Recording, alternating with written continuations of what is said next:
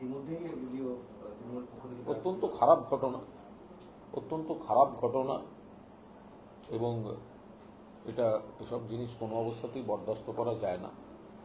Police, CID অত্যন্ত ভালো role play করেছে এবং এই অভিযোগ যাদের বিরুদ্ধে, যারা এই দোষ করেছে তাদের অ্যারেস্ট করেছে। পাশাপাশি তৃণমূল দলের তরফেও ইতিমধ্যেই কাকলি ঘোষদস্তিরা জানিয়ে দিয়েছেন, তাকে বহিষ্কার করা হয়েছে। এই ধরনের সামাজিক কিছু অপরাধ, কুৎসিত ঘটনা, অসামাজিক প্রবৃত্তি যাদের মধ্যে ঘটছে তাদের সব দিক থেকেই বিচ্ছিন্ন করা উচিত, বিচ্ছিন্ন করা দরকার। আইন আইনের পথে চলবে এবং অত্যন্ত খারাপ ঘটনা, এবং সিআইডির প্রশংসা করতে হয়। সিআইডি একদম দক্ষতার সঙ্গে, যে দলেরই হোক, এখানে কোনো দলমত দেখার বিষয় নেই।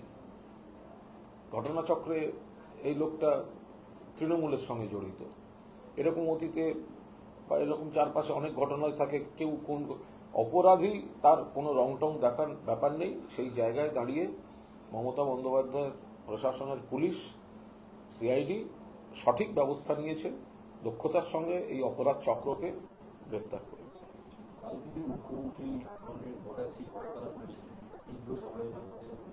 শুভেন্দু অধিকারী, শুভেন্দু বক্তব্য যে তিনি নীতিন গডকরির সাথে কথা বলেছেন, চেকপোস্ট খুলে দিতে বলা হচ্ছে। দেখুন, বিষয়টা সেটা নয়।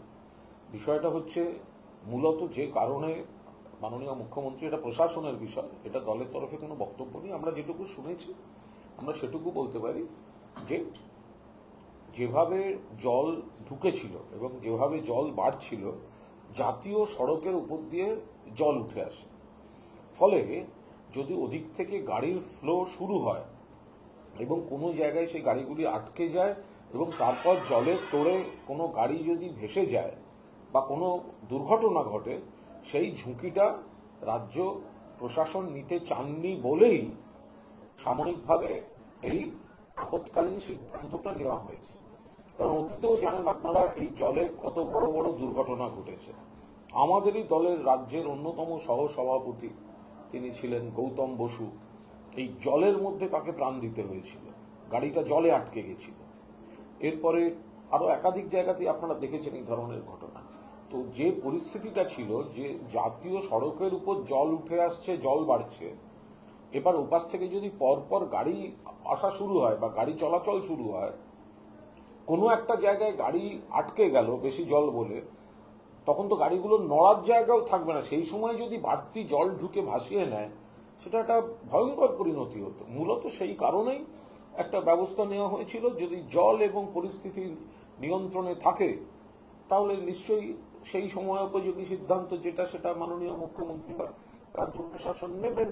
সব ব্যাপারে এই আপত্তি, সব ব্যাপারে এই ধরনের রিয়াকশন, এগুলো তো কাঙ্ক্ষিত নয়। এটা তো একটা প্রাকৃতিক বিপর্যয়, এবং তার সঙ্গে ম্যানমেড, অর্থাৎ একদিকে প্রাকৃতিক বৃষ্টি, অন্যদিকে ম্যানমেড যে প্রক্রিয়াটা, পদ্ধতিটা, যে অর্থাৎ বৃষ্টি হলেও তার সঙ্গে এই জল ছেড়ে দেয়া। ফলে এই জলটা আসাটা তো রাজ্য সরকারের হাতে নয়। একদিকে ওপাশের প্রকৃতি, অন্যদিকে ম্যানমেড যাদের হাতে এই পদ্ধতিগুলো আছে। জাতীয় সড়কে জল উঠে আসছে, কি করে সেখানে গাড়ি চলাচলের পারমিশন দেবে, বা সরকার কেন চাইবে সেখানে গাড়ি বাড়ুক এবং সেখানে দুর্ঘটনার সম্ভাবনাও বাড়ুক? ফলে সেই জায়গায় দাঁড়িয়ে মাননীয় মুখ্যমন্ত্রী একটা সিদ্ধান্ত নিয়েছেন। বাকিটা টাইম টু টাইম পরিস্থিতি, জলের লেভেল বিবেচনা করে দেখেছে। এটা ঠিক মনে হয় প্রশাসনের ব্যাপার, এটা রাজনীতির বিষয় না। আমরাও ঢুকছি না, এটা বিরোধীদেরও ঢোকা উচিত। এই বিষয়ে হিমন্ত বিশ্ব শর্মা তিনি আবার তীব্র আক্রমণ করেছেন, বলেছেন যে মমতা বন্দ্যোপাধ্যায়ের বন্ধু সরকার ঝাড়খণ্ডে রয়েছে, সেখানে এহেন আচরণ কেন ঝাড়খণ্ডের? দেখুন, এটার সঙ্গে তো রাজনীতির কোনো সম্পর্কই নেই।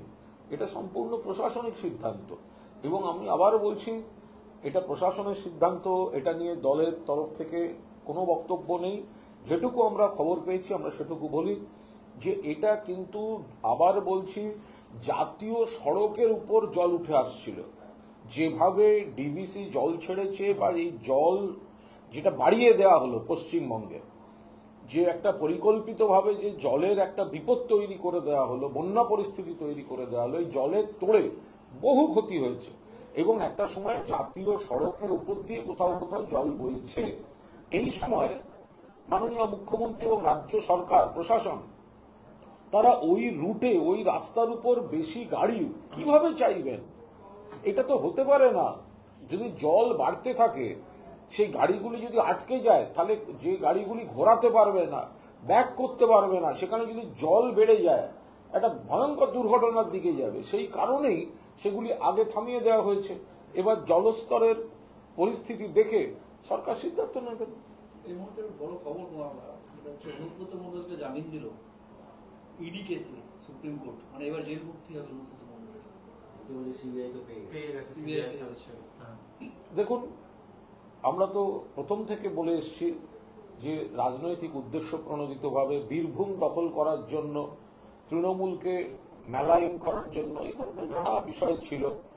সেখানে অনুব্রত মণ্ডলকে প্রতিহিংসা করার করে সিবিআই গ্রেপ্তার করেছিল, তার কন্যাকে পর্যন্ত নিয়ে গিয়ে তিহারে রাখা হয়েছিল। পশ্চিমবঙ্গেও রাখা হয়নি, তিহারে রাখা হয়েছিল। তো ফলে আজকে যখন তাদের আইনজীবীরা, অনুব্রত মণ্ডলের আইনজীবীরা জামিনের আবেদন করেছেন, আদালতের কাছে জামিনের সেটা মান্যতা পেয়েছে। আদালতের কাছে জামিনের আবেদন মান্যতা পেয়েছে। ফলে আজকে যারা ডাক্তারদের উপর হামলা চক্রান্ত করেছিল, সেই অভিযোগে ধরা পড়া নেতা অন্য দলের সিপিএমের, তাকে জামিনের পর যদি আবির মাখিয়ে বিজয় উল্লাস করা হয়, তা আশা করি অনুব্রত মণ্ডল বেরোলেও সিপিএম বিজেপির এরকম ইতিবাচক প্রতিক্রিয়া থাকবে।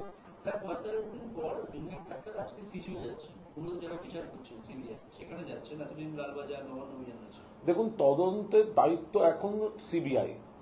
আরজি করে নির্যাতিতার ন্যায় বিচার আমরা সবাই চাই। এবার 24 ঘন্টার মধ্যে কলকাতা পুলিশ একজনকে অ্যারেস্ট করেছে। 3-4 দিনের মধ্যে তদন্তটা চলে গেল সিবিআই এর হাতে। কে দিল? মুখ্যমন্ত্রীও বলেছিলেন সময় এলে দিয়ে দেবেন, কিন্তু সময়ের 3-4 দিন সময় পেলে কলকাতা পুলিশ হয়তো তদন্তটা শেষ করে দিত। সেটা করা হলো না। তার আগে হাইকোর্টে গিয়ে সিবিআইতে পাঠানো হলো। এবার এই সিবিআই এখন তো যে ন্যায় বিচার চাই, উই ওয়ান্ট জাস্টিস, এগুলো তো সমস্ত সিবিআই এর হাতে, সিবিআই দেবে। তদন্ত সিবিআই এর হাতে, কেস মনিটর করছে সুপ্রিম কোর্ট। ফলে আমরা প্রথম দিন থেকে বলছি যে যে কোনো মিছিল শুরু হতে পারে, এটা গণতান্ত্রিক রাজ্য, যে কোনো মিছিল উই ওয়ান্ট জাস্টিস বলে শুরু হতে পারে, তা শেষটা হওয়া উচিত কিন্তু সিবিআই এর দরজায় গিয়ে। কারণ আদালতের নির্দেশে তদন্তের দায়িত্বে এখন রয়েছে সিবিআই।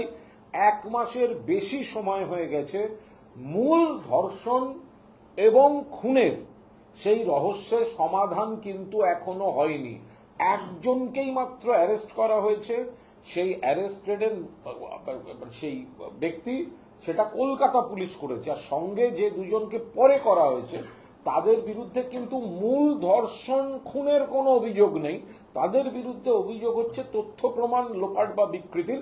সেখানে তাদের যা শাস্তি হবে, তারা যদি সত্যি করে থাকেন তার বিচার আলাদা, কিন্তু মূল ধর্ষণ এবং যে হত্যা, এর কোনো এখনো পর্যন্ত কোনো ইতিবাচক পদক্ষেপ সিবিআই এর তরফ থেকে এতদিনে হয়নি। ফলে যারাই উই ওয়ান্ট জাস্টিস বলবেন, আমরা আশা করব তাদের এই আবেদনটা, অনুরোধটা সিবিআই এর কাছেই থাকবে। আজকে কর্মবিরতি উঠছে অবশেষে। এটা তো আমরা বারবার বলেছি, জুনিয়র ডক্টরদের যে মূল বক্তব্য, অর্থাৎ তাদের সহযোদ্ধা, সহকর্মী যেভাবে ধর্ষিতা হয়েছেন, খুন হয়েছেন, ফলে ন্যায় বিচার চায় আন্দোলনের সমস্ত রকম অধিকার জুনিয়র ডক্টরদের ছিল, আছে এবং ভবিষ্যতেও থাকবে। বিষয়টা ছিল কর্মবিরতি। সুপ্রিম কোর্ট বলেছিলেন তুলতে, মাননীয় মুখ্যমন্ত্রী বারবার বলেছেন, মাননীয় মুখ্যমন্ত্রীর সঙ্গে তাদের আলোচনা হয়েছে, রাজ্য সরকারের সঙ্গে আলোচনা হয়েছে, রাজ্য সরকার একাধিক দাবি মেনে নিয়েছেন, একাধিক বদলি হয়েছে, একাধিক পদক্ষেপ নিরাপত্তা এবং পরিকাঠামোর বিষয় হয়েছে। ফলে মাননীয় মুখ্যমন্ত্রী বারবার অনুরোধ করেছিলেন অভিষেক বন্দ্যোপাধ্যায় বারবার অনুরোধ করেছেন যে সাধারণ মানুষ, গরিব মানুষের সরকারি চিকিৎসা ব্যবস্থায় চিকিৎসা পরিষেবা অব্যাহত রাখতে তারা কর্মবিরতি প্রত্যাহার করুন। তারা এখন যে সিদ্ধান্ত নিয়েছেন, মানুষ যাতে সুবিধা হয়, চিকিৎসা পরিষেবা অব্যাহত থাকে, এটুকুই তো সবাই চান। বন্যা বিধ্বস্ত অঞ্চলে ডাক্তাররা ত্রাণ পাঠাচ্ছেন, মেডিকেল ক্যাম্প করছেন। 3টে মেডিকেল কলেজ থেকে বলছেন যে তারা যাবেন, যদিও এখানে বলছেন যে আংশিক তারা সবসময় আমাদের অনুরোধ থাকে যে পুরোদস্তুর কর্মবিরতির বিষয়টা তুলে নিন, কাজে ফিরুন, যাতে মানুষের পরিষেবার ক্ষতি না হয়। বিশেষ করে এখন একটা বন্যা পরিস্থিতি, বন্যায় জল থাকলে এক ধরনের রোগ হয়, জল নেমে এলো আর এক ধরনের রোগের প্রভাব পড়ে। এই সময় চিকিৎসকদের ভূমিকা অত্যন্ত গুরুত্বপূর্ণ, সেখানে বেশি সংখ্যক চিকিৎসাও লাগতে পারে।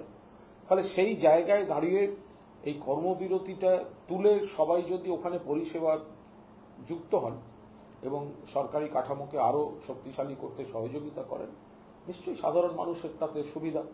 আর বাংলার বন্যা পরিস্থিতির একটা বাংলার নিজস্ব ঘরানা আছে। এখানে বন্যা পরিস্থিতি হলে দল মত নির্বিশেষে বিভিন্ন ক্লাব, সংগঠন, বিভিন্ন এলাকার মানুষ সহযোগিতা করে থাকেন। বন্যা দুর্গত এলাকায় বিভিন্ন ত্রাণ সামগ্রী পাঠানো শুধু নয়, অন্য যেভাবে সম্ভব তাদের সহযোগিতা করা। মমতা বন্দ্যোপাধ্যায় মাননীয় মুখ্যমন্ত্রী পরিস্থিতি প্রথম প্রতিকূলতা দেখা যেতেই তিনি প্রথম ব্যক্তি যিনি বন্যা কবলিত এলাকায় চলে গেছেন এবং একেবারে জলের মধ্যে নেমে বন্যা কবলিত মানুষগুলির সঙ্গে তাদের বিপদ অনুধাবন করে প্রশাসনকে দিয়ে যা যা ব্যবস্থা নেওয়ানোর তিনি নেওয়াচ্ছেন। পাশাপাশি আমাদের সর্বভারতীয় তৃণমূল কংগ্রেসের যারা স্থানীয় নেতৃত্ব, কর্মী, জনপ্রতিনিধি আছেন, তারাও পুরোদস্তুর নেমে পড়েছেন। সরকার, মাননীয় মুখ্যমন্ত্রীর নেতৃত্বে সরকার এবং দল পুরোদস্তুর বন্যা কবলিত এলাকায় ত্রাণ উদ্ধার কার্যে নেমেছে এবং সেখানে যদি বাকি বিভিন্ন পেশার সংগঠন, বাকি বিভিন্ন ক্লাব বা বাকি বিভিন্ন পেশার সংগঠনগুলি চিরকালই যেরকম সহযোগিতায় হাত বাড়িয়ে দেন, এবারও নিশ্চিতভাবে তারা যদি সহযোগিতার হাত বাড়িয়ে দেন সে তো ভালো। বন্যা এবং ভোট এই দুটো এলেই, দক্ষিণবঙ্গের বন্যা এলে ঘাটাল মাস্টার প্ল্যানে ভাগ করা হয়। ঘাটাল বিষয়টা তো মমতা বন্দ্যোপাধ্যায় বলেছেন, কেন্দ্র যদি না দেয় তাহলে রাজ্য উদ্যোগ নিয়ে যা করার করবে। ফলে এই ঘাটাল মাস্টার প্ল্যান শুধু নয়, আমরা যদি এই বন্যা পরিস্থিতিটা দেখি, এই যে এতখানি জল ছাড়া, বর্ষাকালে বৃষ্টি হবে, বাঁধে জল জমবে এবং সেটা যখন আমরা জানি, তাহলে সেই বাঁধের সংস্কার, পরিকাঠামোর সংস্কার, নদীগুলো বা বাঁধের নাব্যতা বাড়ানো, জল ধারণ ক্ষমতা বাড়ানো, তার জন্য কোনো কাজ কেন্দ্রীয় সরকার করেনি। এই কারণে প্রধানমন্ত্রীকে একটি চিঠি লিখেছেন মুখ্যমন্ত্রী মমতা বন্দ্যোপাধ্যায়, যেখানে সবিস্তারে এই পরিস্থিতি ব্যাখ্যা করেছেন। আমাদের এখন যা দাঁড়িয়েছে যে এই ঝাড়খণ্ডের জলে বন্যা হয় দক্ষিণবঙ্গের, ভুটানের জলে বন্যা হয় উত্তরবঙ্গে। বারবার কেন্দ্রকে বলা সত্ত্বেও তারা কোনো রকম কোনো সক্রিয় পদক্ষেপ নেননি। যেখানে যে নদীগুলির নাব্যতা বাড়ানো দরকার, বড় মাস্টার প্ল্যানগুলি দরকার, যথাযথ টাকা বরাদ্দ করা দরকার, এই কাজগুলি কেন্দ্রীয় সরকার করছে না। ফলে পশ্চিমবঙ্গের উত্তর এবং দক্ষিণ এই দুটো প্রান্তেরই বিস্তীর্ণ অঞ্চল বছর বছর কয়েক লক্ষ মানুষ সেখানে একটা সময় কোটির উপর ছাড়িয়ে যায় এই ভয়ঙ্কর ঘটনা ঘটলে। সেই জায়গায় দাঁড়িয়ে আমরা দেখেছি মুখ্যমন্ত্রী চিঠি দিয়েছেন এবং আমরা আবার বলছি যে এই মূল দায়িত্বগুলো কিন্তু কেন্দ্রের, এবং কেন্দ্রীয় সরকার যদি এই মাস্টার প্ল্যানগুলি না করেন, কেন্দ্রীয় সরকার যদি নাব্যতা বাড়ানোর জন্য প্রয়োজনীয় অর্থ বরাদ্দ এই নদীগুলিতে না করেন, সেক্ষেত্রে শুধুমাত্র যখনই জল খানিকটা হবে তখনই জল খুলে দিয়ে পশ্চিমবঙ্গকে ডুবিয়ে দেওয়া হবে। ফলে এটা দিনের পর দিন কি করে চলতে পারে? গতকালকে মমতা বন্দ্যোপাধ্যায় বলছিলেন যে ডিভিসির সাথে সম্পর্ক ছিন্ন করা হবে। এবং আজকেও প্রধানমন্ত্রীকে পাঠানো চিঠিতে তার ইঙ্গিত রয়েছে। এটাকে চ্যালেঞ্জ করছেন বিরোধী দলের নেতা, তার কারণ বলছেন যে রাজ্যের 8টা জেলার যাবতীয় বিদ্যুতের ব্যবস্থা ডিভিসি ইলেকট্রিকের উপর নির্ভর করে। উনি চ্যালেঞ্জ করে বলছেন যদি মানে ক্ষমতা থাকে আজকে সন্ধ্যার মধ্যে সম্পর্ক ছিন্ন করুক, তাহলে এই রাজ্যের 8 জেলা অন্ধকারে ডুবে যাবে। এগুলো সমস্ত অত্যন্ত জটিল রাজনৈতিক কথাবার্তা বলছেন বিরোধী দলনেতা। মাননীয় মুখ্যমন্ত্রী যে কারণে ডিভিসি কে কড়া বার্তা দিয়েছেন সেটা বাংলার মানুষ বুঝতে পারছেন। ফলে বিষয়টা যখন মমতা বন্দ্যোপাধ্যায় দেখছেন, তো সুতরাং এটা তাঁর উপরই ছাড়া থাক। তো তিনি কি করবেন, রাজ্য সরকার কি করবে, কোন রকম রাজ্যের মানুষের স্বার্থ হানি হয় এমন কোনো কাজ তো মমতা বন্দ্যোপাধ্যায় করবেন না। বরং রাজ্যের স্বার্থ হানি হয় তেমন কাজ কেন্দ্রের বিজেপি সরকার এবং কেন্দ্র নিয়ন্ত্রিত এই ডিভিসি কর্তৃপক্ষ করে যাচ্ছে। ফলে কোথাও একটা দাঁড়িয়ে কোথাও একটা কড়া বার্তা, প্রতিবাদের যে কণ্ঠ, মানুষের যন্ত্রণার যে প্রতিবাদ, সেই প্রতিবাদটা প্রতিধ্বনিত হচ্ছে মমতা বন্দ্যোপাধ্যায়ের কণ্ঠ দিয়ে। এবং সেখানে কিছু প্রশাসনিক দৃষ্টিভঙ্গি থাকবে, প্রেক্ষিত থাকবে, মানবিক প্রেক্ষিত থাকবে। দায় এবং দায়িত্ব কোনোটাই রাজ্য বিজেপির নেই, ফলে তারা চটুল কথাবার্তা বলছেন। থ্রেড কালচারের অভিযোগে কল্যাণীতে 40 জন ডাক্তারি পড়ুয়াকে 6 মাসের জন্য বহিষ্কার করা হয়েছে, এটা কি আপনি? এটা প্রশাসনিক বিষয়। এ বিষয়ে একাধিক মতামত আমাদের কাছে আসছে। এই মুহূর্তে এই বিষয়ে সবিস্তারে কিছু বলবো না। যদি কেউ কোনো অন্যায় করে থাকেন, কোনো অস্বাভাবিক আচরণ করে থাকেন, থ্রেট করে থাকেন, নিশ্চিতভাবেই তাদের এখন শাস্তির মুখে পড়তে হবে এবং এই শাস্তিকে আমরা সকলে সমর্থন করব। আবার অতি সাবধানতার সঙ্গে দেখতে হবে যে অন্য কোনো রাগ বা অন্য কোনো রাজনৈতিক মেরুকরণজনিত কারণ আপাতত এই থ্রেট কালচারের বন্ধনীতে ফেলে দিয়ে অনেকের কেরিয়ারের সর্বনাশ করা, সেটা যাতে না হয় সেই সতর্কতাটা। এই প্রসঙ্গে একটা দক্ষিণ কলকাতার একটি কলেজেও এই একই অভিযোগ হয়েছে এবং স্পেসিফিক্যালি শাসক দলের ছাত্র সংসদের বিরুদ্ধে। যে এটা এখন খুব সহজ বিষয় যে আজকের যুগে, মিডিয়ার যুগে, ফেসবুকের যুগে, প্রত্যেকের হাতে ফোন, প্রত্যেকের হাতে ফেসবুক, যেখানেই শাসক দল বলে কেউ থাকবে সেখানে একটা বিরোধী পক্ষ বলে কেউ থাকবে, তো সেখানে একটা অভিযোগ তুলে দেওয়া হলো আমাদের থ্রেট করেছে। তো সিপিএম জমানায় যদি এই ফোনটা থাকতো না, আর ফেসবুক আর টুইটার, 34 তো দূরের কথা, 34-এর 3 অবধি সিপিএমকে যেতে হতো না। গণধর্ষণ থেকে, গণহত্যা থেকে, থ্রেট কালচার থেকে পৃথিবীর যত রকম অপরাধ আছে এই সমস্ত রকম অপরাধটা সিপিএম করে গেছে। কারণ মানুষ জানতে পারেনি অধিকাংশই আজকের মতো এত মিডিয়া, এত সোশ্যাল মিডিয়া সেগুলি ছিল না, সেই কারণেই পা পেয়ে গেছে এরা।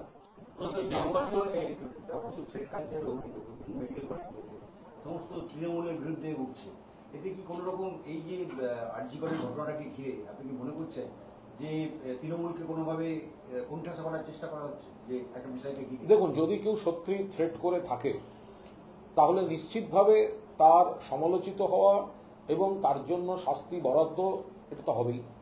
যদি কেউ কোনো ক্ষমতার অপব্যবহার করে থাকেন তাহলে নিশ্চিতভাবেই তাকে তার পরিণতিরও অপেক্ষা করতে হবে এবং পরিণতিও ফেস করতে হবে। কিন্তু একটাই বক্তব্য শুধু, যদি কেউ এই থ্রেট কালচারের সঙ্গে থাকে তাদের বিচ্ছিন্ন করা বা শাস্তিমূলক ব্যবস্থা নেওয়া যদি হয়, নিশ্চিতভাবে হোক। থ্রেট করলে, থ্রেট পারসেপশন আমরা কেউ এসব সমর্থন করি না, কিন্তু এই তালে কারোর বিরুদ্ধে হয়তো কোনো নির্দিষ্ট তথ্য প্রমাণও নেই, অমুক তৃণমূল করে, অমুক আমাদের সঙ্গে নেই, সেই কারণে এখন যা পরিস্থিতি, এখন যা জলঘোলা, থ্রেট কালচার বলে বন্ধনী যুক্ত করে দিলে তাকে বা তাদের ভালো রকম সর্বনাশ করা যাবে, বিচ্ছিন্ন করা যাবে, সাংগঠনিকভাবে তাদের পিছিয়ে দেওয়া যাবে এবং আমরা যদি সেই জায়গাটা দখল করতে পারি, এইটা আবার যাতে না হয়। কারণ এখানে এই যাদের বিরুদ্ধে বলা হচ্ছে তারাও ডক্টর, তারাও মেধাবী, তারাও পরীক্ষা দিয়ে এসছে এবং তাদের মধ্যে যদি কেউ অন্যায় করে থাকে 100 বারও কেউ ডিফেন্ড করছে না। কিন্তু দেখতে হবে এই হাওয়ায় অন্য রাগ যেন কেউ মিটিয়ে না নেয়। কলতান আজকে আলটিমেটলি বেরালেন এবং তাকে লাল আবির মালা পরিয়ে নিয়ে যাওয়া হলো এবং বললো এটা ষড়যন্ত্র। আজকেও বললেন কলতান ষড়যন্ত্র। আমি আশা করব কলকাতা বেরোনোর পর সিপিএম এর ট্রেনে তারা যা যা প্রতিক্রিয়া দিয়েছেন, অনুব্রত মণ্ডল বেরোবার পরও তারা একই প্রতিক্রিয়া দেবেন। কলতান জামিনে বেরোবার পর দেখুন, মামলায় গ্রেফতার যদি থাকে তাহলে তার জামিনও আছে, গ্রেফতার থাকলে তার জামিনও আছে। আমরা যেটুকু শুনেছি কলকাতা হাইকোর্টে যেটা হয়েছিল, সেখানে সিপিআইএম এর কোনো আইনজীবী একবারের জন্য বলেননি ওটা কলতানের গলা নয়। পদ্ধতিগত আলোচনা হয়েছে, জেরা শেষ হয়ে গেছে, হেফাজতে রাখার প্রয়োজন নেই, তাই জামিন দেওয়া হয়েছে, এই ধরনের কিছু শুনেছি। এবার প্রশ্ন হচ্ছে এই যে এই বিষয়টাতে একটা জিনিস হয়েছে, প্রথমে সিপিএম এর নেতারা বলছিলেন ওটা ফেক অডিও, ওটা এআই দিয়ে বলা করা হয়েছে, ওটা কলতানের কণ্ঠস্বর নয়। আপনারা দেখুন সেখান থেকে সিপিএম সরে গেছে। এখন সেটাকে আর বলা হচ্ছে না, এখন বলা হচ্ছে অমুক ব্যক্তি ফোন করেছিল, ও ধরে কথা বলেছে, অর্থাৎ অডিওটা ঠিক, এআই দিয়ে তৈরি ভুয়ো কণ্ঠস্বর নয়। এবং যে চক্রান্তটা তৈরি হচ্ছিল এটা ভয়ঙ্কর চক্রান্ত, ভাবতে পারছেন? ডাক্তারদের ওখানে যদি হামলা করে তৃণমূলের নামে চালিয়ে দিত, তাহলে তো সবাই মিলে একদম গেল রব তুলে তৃণমূলকে কাঠগড়ায় তুলে দিত, রাজ্য সরকারকে কাঠগড়ায় তুলে দিত। সেই চক্রান্তটা ফেল করে গেছে। হাইকোর্ট দিয়েছেন জামিন, দিতেই পারেন, কিন্তু কলতানের জামিনের পর তাকে ঘিরে যে উচ্ছ্বাস এবং যে শব্দবন্ধনীতে চক্রান্ত, মিথ্যা অভিযোগ ইত্যাদি বিজয়োল্লাস যেসব সংলাপগুলো দেখিয়েছেন কলতানের জামিনের পর, আশা করা যায় অনুব্রত মণ্ডলের জামিনের পর সিপিএম নেতারা একই সুরে প্রতিক্রিয়া দেবেন, তখন যেন প্রতিক্রিয়া আলাদা না হয়। হাইল্যান্ড পার্কে একটা নাগরিক মিছিল হচ্ছে আর্চিকলে, সেখানে দেখা যাচ্ছে যে মূল যে ব্যানার সেখানে কলতানের ছবি। কি নাগরিক মিছিল?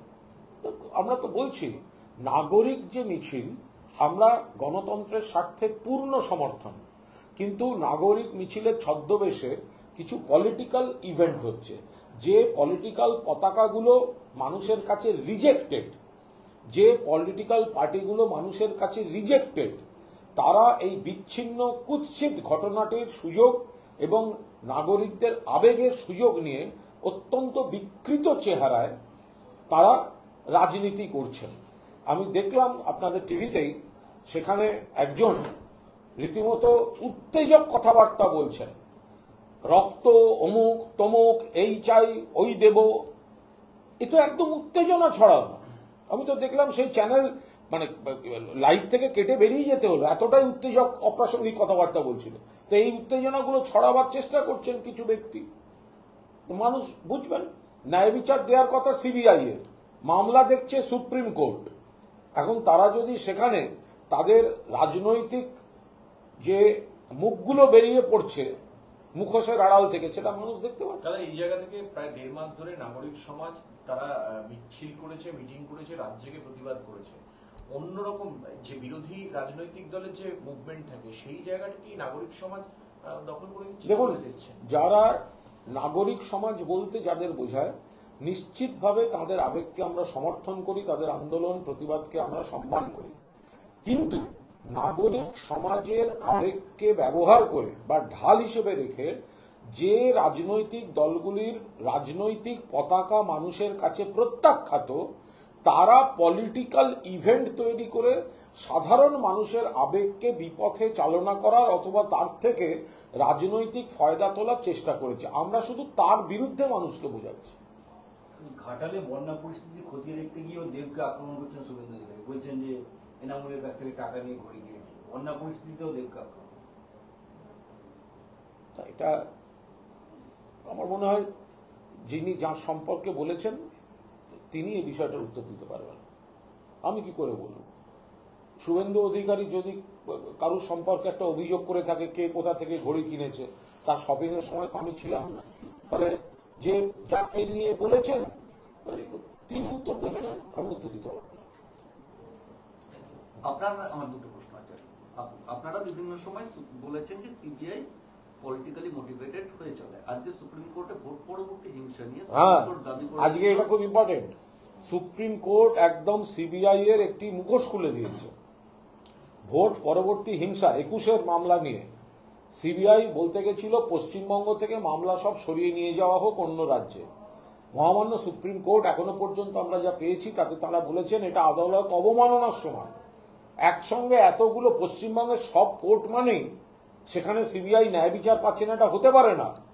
এই ধরনের কথা যে পশ্চিমবঙ্গের বাইরে নিয়ে যেতে হবে, এটা আদালত অবমাননার সমান। ফলে সিবিআই কে অত্যন্ত কড়া ভাষায় এই কথাগুলো কারা বলছিল, বাংলার বাইরে নিয়ে যাব, বাংলার বাইরে জেনে চাই, এগুলো তো বিজেপি পরিচালনা করছিল, বিজেপি পরিচালিত এই সমস্ত দাবি দেওয়া, বিজেপির কথাগুলো সিবিআই কে দিয়ে বলাচ্ছিল। সুপ্রিম কোর্ট আজকে সেই জায়গাটায় একেবারে মুখের উপর জবাব দিয়েছেন। আরেকটা হচ্ছে যে বন্যা পরিস্থিতি নিয়ে যেখানে তার মাঝখানেও কিছু কিছু জায়গায় অভিযোগ আসছে যে ত্রাণ নিয়ে কিছু জায়গায় গন্ডগোল রয়েছে, অর্থাৎ ত্রাণ সবাই পাচ্ছে না। আরে সবে বন্যা পরিস্থিতি তৈরি হয়েছে, ত্রাণ দেওয়া শুরু হয়েছে। ফলে প্রত্যেকটা জায়গা যেগুলো একটু একটু ইন্টেরিয়ার, একটু ভেতরে, নিশ্চিতভাবে প্রত্যেকের কাছেই ত্রাণ যাবে, সমস্ত রকম ব্যবস্থা হচ্ছে। ফলে এটা প্রত্যেকবারই মানে সমস্ত সময় এটা একটা সমস্যা তৈরি হয় যে একসঙ্গে তো সব জায়গায় পৌঁছানো সম্ভব নয়। আর জলমগ্ন এলাকায় সব জায়গায় পৌঁছতে গেলে পর্যাপ্ত পরিমাণ নৌকা বা স্পিড বোটও একসঙ্গে সব জায়গায় যাওয়ার একটা প্রয়োজন পড়ে, পরিকাঠামোগত কিছু দিক থাকে। ফলে ত্রাণের ব্যবস্থা পুরোদশ শুরু হয়েছে এবং সকলকেই ত্রাণ পৌঁছে দেওয়ার সব প্রক্রিয়া চলছে। এতদিন আন্দোলনের ক্ষেত্রে দেখা গেছে চিকিৎসকরা সবাই এক জায়গায়, কিন্তু সন্দীপ ঘোষকে নিয়ে দেখা গেল চিকিৎসকদের মধ্যে দুটো লড়াই শুরু হয়েছে। West Bengal medical council Sandip ঘোষের রেজিস্ট্রেশন বাতিল করে দিয়েছে। প্রশাসনিক বিষয়, তদন্তের বিষয়। ঠিক আছে।